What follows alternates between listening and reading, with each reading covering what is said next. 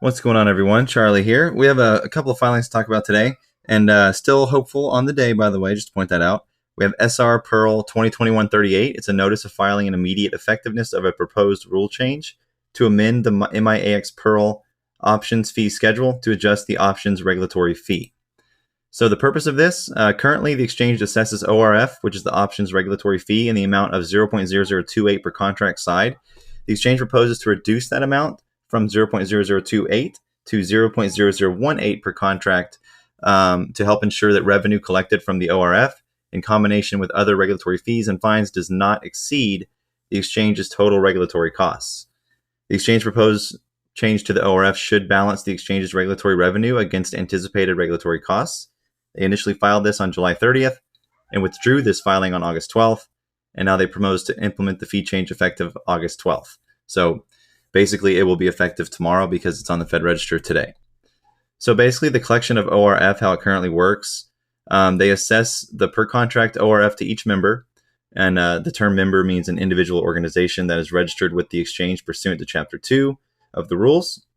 It can be as an electronic exchange member or market maker, for example, are considered members.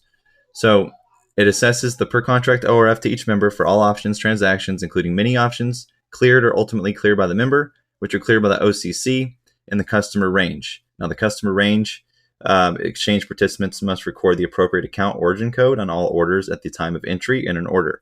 The exchange represents that it has surveillances in place to verify that members mark orders with the correct account origin code.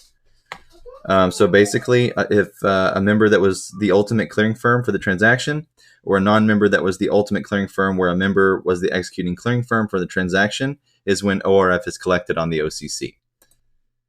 As a practical matter, when a transaction that is subject to the ORF is not executed on the exchange lacks the information necessary to identify the order entering member for that transaction.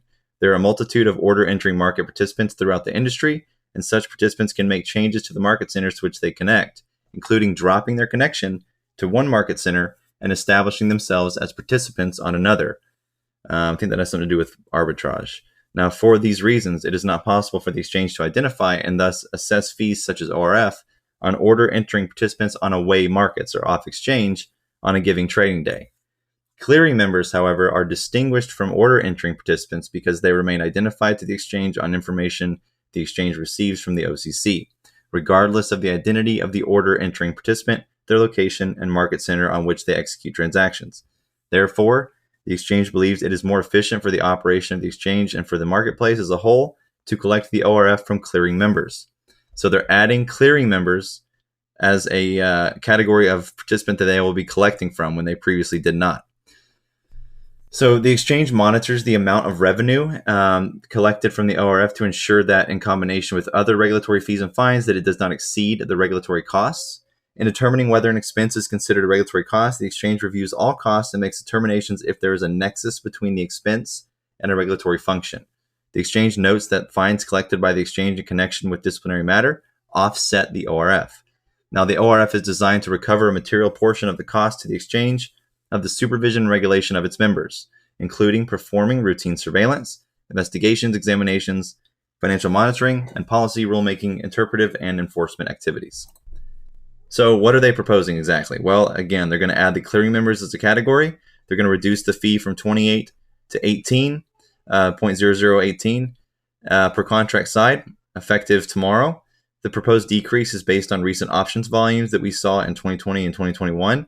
Due to increased retail volumes, that's why they're decreasing this fee, so that they do not exceed regulatory costs. They are also proposing it, basically. They particularly believe that decreasing the ORF when combined with all of the exchange's other regulatory fees and fines would allow the exchange to continue covering a material portion of its regulatory costs while lessening the potential for generating excess revenue that may otherwise occur using the current rate. And by the way, the ORF is not designed to cover the cost of option sales practice regulation.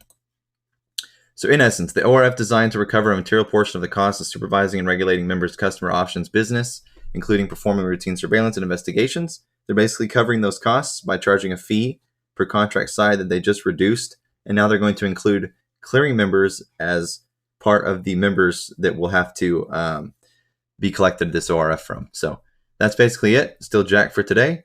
I'll talk to y'all later. This should be in effect tomorrow.